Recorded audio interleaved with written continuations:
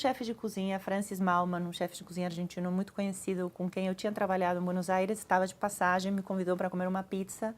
A gente foi comer uma pizza em Manhattan.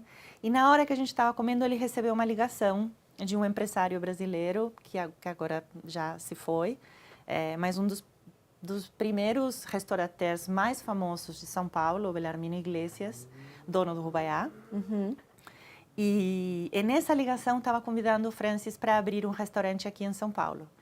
E a ligação durou 1 hora. E eu fiquei olhando uma pessoa no celular 1 hora, né? Porque estava comendo a pizza, esperando que acontecesse alguma coisa, comi toda a pizza. E aí, numa hora, ele afastou o telefone assim e falou, vamos para São Paulo?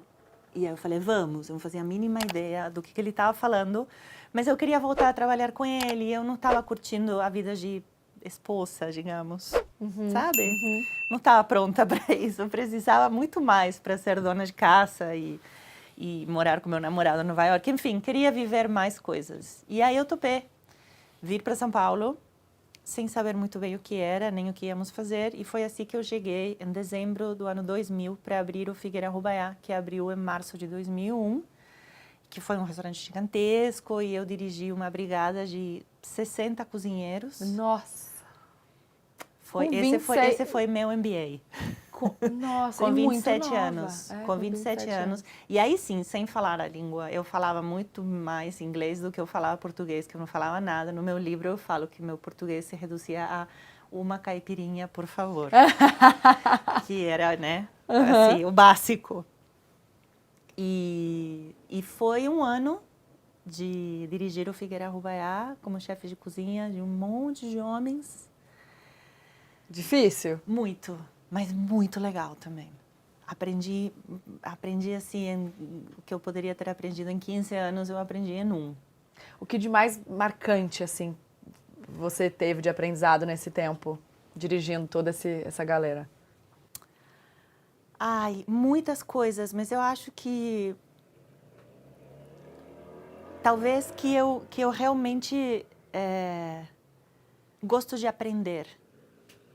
Então, eu estava liderando uma cozinha, eu era chefe de cozinha, mas eu estava aprendendo muito. E aprender dói.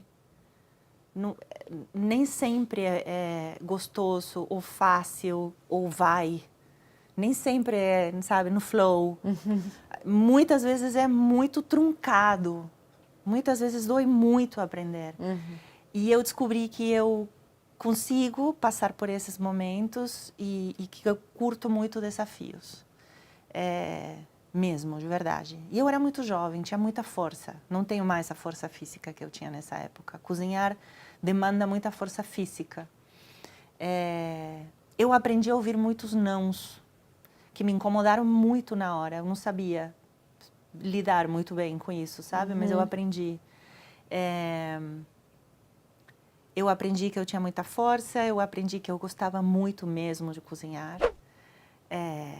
E eu acho que foi uma revolução para um restaurante como o Rubaiá, que jamais tinha visto uma mulher fora, sei lá, eu vou falar algo que eu acho que é forte, mas que define um pouco o que era o Brasil, vou falar era, tá? Estou falando de 2001, são 23 anos, torcemos para que tenha mudado e mudou. Mas as mulheres estavam no financeiro, na recepção e na faxina. Só. E de repente tinha uma mulher chefiando uma cozinha e lidando com garçons e lidando com cozinheiros e tendo que ser respeitada e se fazendo respeitar também. Então isso foi... Eu acho que eu não sabia onde eu estava entrando quando eu topei. Se eu tivesse sabido, talvez eu teria topado, porque eu não sabia que o Brasil era tão diferente nesse momento em relação à Argentina. A gente tinha muitas mais mulheres. Elas começaram a aparecer um pouco depois, assim, no protagonismo dos restaurantes.